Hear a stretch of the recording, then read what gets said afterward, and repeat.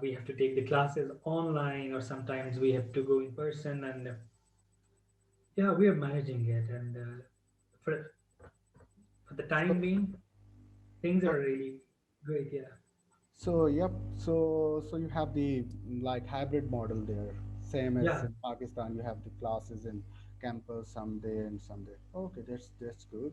So tell us about who is eligible for Erasmus, and because many of them have joined us to know that who can join for the Erasmus program, who is eligible, what is Erasmus program. Well, talking about Erasmus Mundus program, it is an interdisciplinary sort of scholarship that gives a lot of opportunities to all the people who are studying in different fields. Like if you're an artist, even if you're an engineer or a management science background, social science background, humanities background, or performing arts background, from whichever background are you, it never matters. You can apply for this program, and but it has around like 140 to 160 different programs, and you can choose up till three programs, and you can in 1 year you can apply for three different programs. Erasmus, like it has like two categories in it. One is for like fully funded scholarship, and the other is self-funded. For the self-funded, if you are an undergrad student, you are in your final semester, you still can apply for self-funded Erasmus Mundus. But if you are applying for the fully funded program, then you must have a degree with you. For a few of the programs, English language proficiency is compulsory. For few of the programs, even your English language proficiency course, or in few of the cases, there are few universities who have their classes in different languages, like French, Spanish, or the any other national language of that country. So you have to read that manual. If you're like whosoever is applying for Erasmus Mundus, please first of all look at the Erasmus Mundus catalog, which has around, like I just told, it has like 160 different programs. You have to choose the program that you want to apply and choose it wisely. Sometimes we don't have the background for that program, and we are applying for it. So at the first tire, your application is scrutinized out. So if you're applying for it, first first of all look at the background, if it is related to you somehow. Like if it is not related to the background, but you're interested in that, or you have worked in that field, then you can give it a chance. Like I can give my personal example that I already have an MPhil in psychology, but the program I've applied in, it was international humanitarian action, which certainly is a study of international humanitarian law, how we manage and provide assistance in disasters management, and apart from it, a lot of other things are within this program because it is a disciplinary program. So I applied for it. I had an experience for around like 7 years working with humanitarian sector. Like my previous job was with Pakistan Red Crescent Society. I was working with first aid pre-hospital emergency care program. So my experience was related to this field, and my interest was related to this field. Although my educational background was different, but I still applied for it, and then I got it. So this is the basic thing. Just look at the eligibility criteria of each program and relate it to your academics, first of all.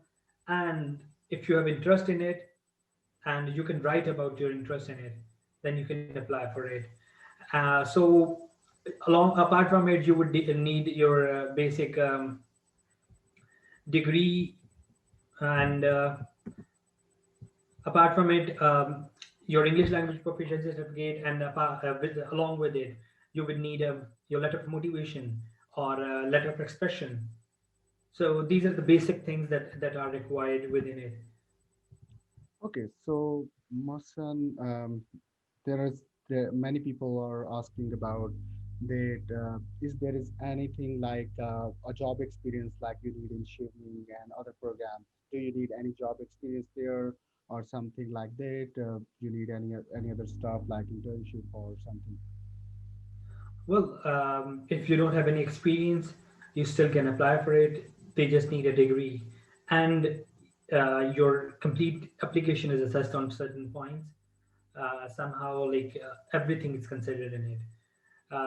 Like your grading grades sometimes matter. Your social experience sometimes does matter. Your overall well-being, and apart from it, how do you write about it? Everything somehow does matters. But if you don't have any experience, still you can apply, and you still have a chance, a huge chance for it. uh, but try to get like online certifications. If you are interested in applying some into certain fields, then try to get some trainings and certification online. Like there are a lot of opportunities, like online opportunities that are mentioned on opportunity circle. Apart from it, there are quite a few websites that I can recommend that you guys can look into, and there are a lot of courses which you can get for free. All that you've got to do is give your own time and spare some time for it. So those online certifications do help you out in writing about yourself in a better way, and knowing about the field. So that somehow does matter, but it is not necessary that you should have it. Okay, Mohsen, there are some deadline issues. Many people are like they are confused about it. That how is the deadline? Like there's a specific deadline, like in the shooting program, you have to. And the second thing is, I'm like rounding off my question there. That you also need to apply in different universities before, or it's just you have to apply to the portal and that's it. Oh, yeah, like the Erasmus Mundus application form is the simplest that I have applied so far. Because like since like past 4 years, I had been applying into different scholarships from starting from the south of like from Australia, New Zealand till Canada. So Erasmus Mundus application form is the simplest. You don't have to apply in universities. All that you got to do is just to apply on the consortium partner university or the main application form. It's a single application form, which is the simplest. It has your basic information, and like I can show my own application form.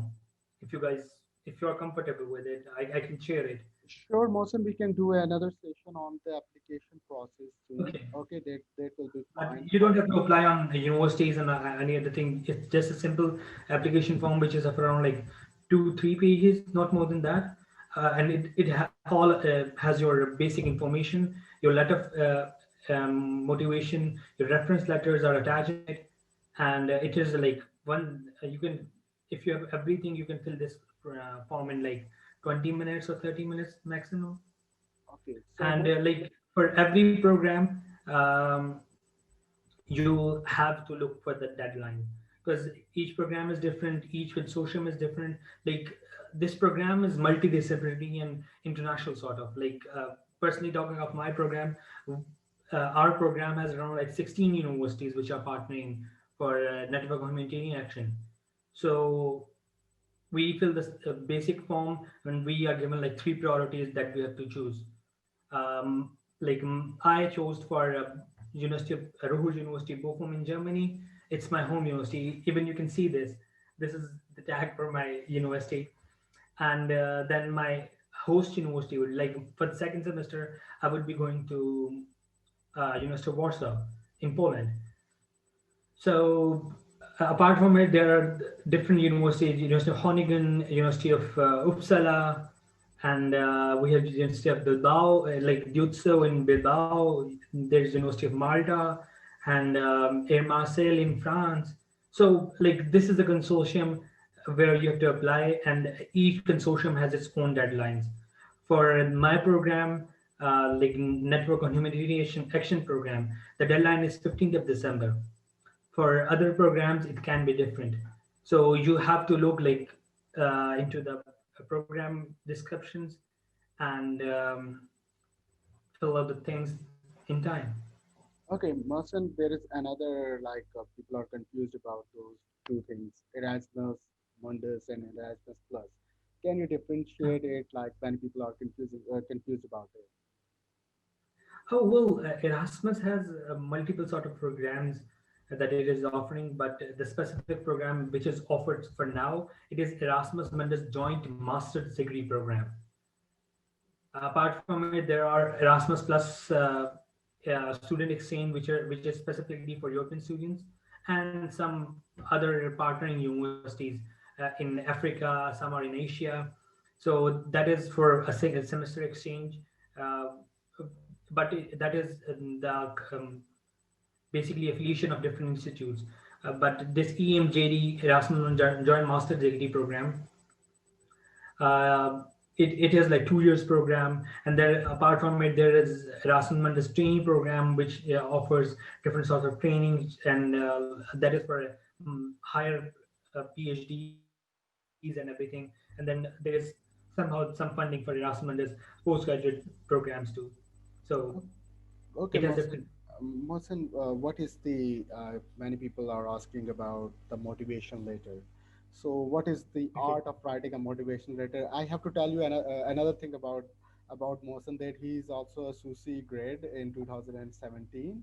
So you can he has written different sort of motivation letters. So what you consider here, like it also depend upon the leadership skills or something like other, because there are different type of motivation letter you write, like in for the evening you write it on the leadership based motivation. So in that case, what sort of motivation letter is required? Well, whenever you're applying for certain program, always look out for your interest. Either you're interested in it or not, or what are the things that you offer. Like there are some basic things that what are the reason that you're choosing that field, and try to question yourself why I'm going to choose this career plan. And apart from it, another question that you can ask yourself that what accomplishments that I want to emphasize on, what are the things that I can emphasize to get the scholarship. And apart from it, the other things that include in it, like what are the outside interests that you have, what are the things that make you different from others, and what are the contributions that you can make in that program. So these are a few basic questions that you have to ask yourself, and in all that, just don't forget that you are unique and your application should be unique one. For writing that personal statement or letter of motivation or letter of expression, it has different names. For writing that, always try to relate it to something which attracts the reader, someone who doesn't knows about you. He could know about you in those like 500 words or maximum to 50 words or something, whatever the word limit is for you. So you have to summarize yourself in those words. And for summarizing it, I would suggest that try to write about your own self as long as you can, and try to write all those things. Like personally, whenever I'm trying to write about something or applying for something, I what I usually do is simply I write about all the things that I have in me, what I had done previously, what are the things that I have been doing, what are the things I am focusing on right now, and what are the things I would be doing in future. So, in simple words, you have to relate your past with your present and your future. So, if you would do that in a logical way, in a comprehensive, precise, and elegant way, there is no way your applications can get rejected, or somehow your application can be a good application in the overall lump of that applications. Because last year, it what I had been reading that around like zero point 0.2 million or zero point 0.3 million applicants had applied for this program. And for the year 2022, only 2,400 students could get it. It's very competitive, and in that competition, just believe in yourself and believe in your uniqueness, and try to be original about your own self. By original, I mean try to write about those things that make you different, that make you an interesting candidate for that program. Okay, so we will try to come back with the same link if we get caught off, like like we have only 10 minutes left, but we will try to come back with you. You guys can try to join in with that link again. But Mohsen, what are the main benefits when we talk about Erasmus? That you get accommodation, you get stipend. What sort of benefits we are considering here in the Erasmus? Well, for 20, if you get Erasmus Joint Master Degree Program scholarship or Erasmus scholarship, you get a stipend of around, it depends from program to program, but it is enough for you to live in that place. And like you can get the accommodation in it, you can live, like you can enjoy with that money. And apart from it, your all the expenses are covered within that scholarship. The range is between 800 to 1200 euros per month for continuous 24 months. Like for in a complete degree, you get that scholarship every month. That's cool. You also talk about the English proficiency. So some people are asking about whether we need IELTS as well for that. Sorry, yeah, like few of the programs, I already mentioned that few of the programs do need IELTS. They require the IELTS test, and they require the IELTS scoring in that. It can be any English language proficiency course that you or the test that you can like do. It can be IELTS, TOEFL, IBT, or some whatever it is. You can appear in that, but there are a few programs which don't need the IELTS results or IELTS scoring. Uh, for that, you can provide your English language proficiency certificate too. But it is better that you provide the English language the IELTS test or whatever English test, so that it could be easy for you to apply for multiple programs. Like I appeared in IELTS back in 2018, in October 2018, for applying to certain scholarships around globe, and but it paid me off later on in for this year. Okay, So Aisha, this is the thing. we will provide the recording of the video in on our Facebook page and other social media, so you can get the whole idea from there. So Mohsen, tell us about the what is the process? Like you first of all you have to submit your documents, and then what happens? Okay, like you have to complete the application before the deadline, and just remember that I would suggest that try to complete the application before the deadline, maybe 2 or 3 days before the deadline. Try to submit it, because like at the last day there is a lot of traffic on the website, and a lot of people are applying on the last day, and your application sometimes doesn't get accepted, or you're not able to submit all your documents for that. Once you have applied for Erasmus Mundus scholarship, there is like for the start, I have told that there are two categories. Either you can go for the self-funded or the completely fully funded. You get the option.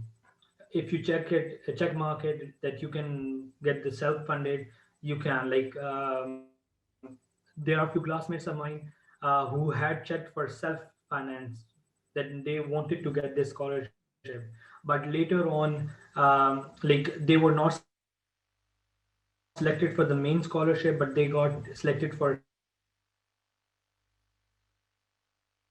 self-funded scholarship later on at the end of this year. Like it is like 20 days before this year. Like it is like 20 days before that someone had left the program, and he was on the waiting list, and he was already coming here, so he got the scholarship. So it's always a chance that you can get scholarship at any time. But like Okay. and by mm, I guess in April or May, you get the results for your program. For few programs, it can be till June. Okay, It Mohsen, starts there from is April till June. The results and everything. Sometimes Okay, Mohsen, there is yeah, yeah. another like query there. There are many students who are in the final year of their degree, because it's like the process is like 1 year from now on. People get the application, they got selected or not. So what should they can apply for the program, or then or At they least have if to wait someone is for. applying for the scholarship, if someone is applying for the scholarship, Erasmus Mundus Joint Master Degree Scholarship, they should have degree before applying.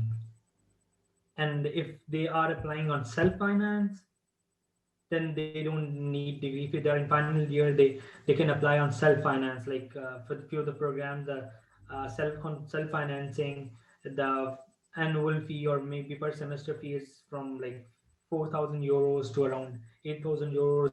It depends from university to university. It doesn't include your economic accommodation cost or your living cost or anything. You still have to like submit that and everything. But for getting the scholarship, you should have your degree with you. Okay, so perfect. Any question from okay, does the CGPA matters? The the most asked question here. Well, it doesn't matter at all because I know a few friends of mine who had like I wouldn't mention the name, but their CGPA was around like 2.5 out of 4, and they even they got the scholarship. So scholarships for it like it depends on multiple things. If you're not good at your academics, you that's your out like your curricular activities or your social activities or your work experience can outweigh it, or sometimes your interest for that field can outweigh your marks and everything. So CGPA doesn't matter. Okay, so there are some referee who can refer you, like if they need a reference letter for scholarship. Yeah, Who can refer you, like? you need around like 2 to 3 different reference referees for your application form, and you should have those reference letter before you're applying for the scholarship. And your referees could be your academic teachers or your professors or your lecturers, or someone uh, with whom you have worked, or where you have done your internship during your program, or someone who knows you, not your first family members or someone. It should be someone who knows you, who can like talk about you, or who can provide a reference about you, that I know that person since that long, and he has this is sort of skill that they have seen in you. So these are the basic requirement for referees. Yeah, and you know like 2 to 3 different referees. Okay, perfect. So, guys, if you get cut off, then what you have to do, you have to rejoin with the link. You have to try to rejoin with the link. It's just first trial basis. You guys can try. If it won't happen, then maybe we will do arrange another session for date if Mohsen give us some time. So we will arrange that session on maybe on other like StreamYard or something like that. So okay, so there is another question. Erasmus have do they? I think we have covered that you don't need to apply for universities. They have their own, like on their form they have the different universities Yeah, mentioned like there. your But application form to a secretariat, and then secretariat divides it to university, so you don't have to apply to But I universities. think whenever you go for the interview, you must have the grip on which universities you really wanted to go. So I think maybe it matters because you have to do some sort of research because it is uh, one of the most prestigious scholarships. So you have to work on. Okay, so Mahvesh, we will soon do another session on application process. So do wait for it. Okay, so any other question? I think we have covered most of it. Yeah, almost, I guess. I think that's it from our side. Have a nice day, and you guys can always reach out to Opportunity Circle for if you have any query. We will try to give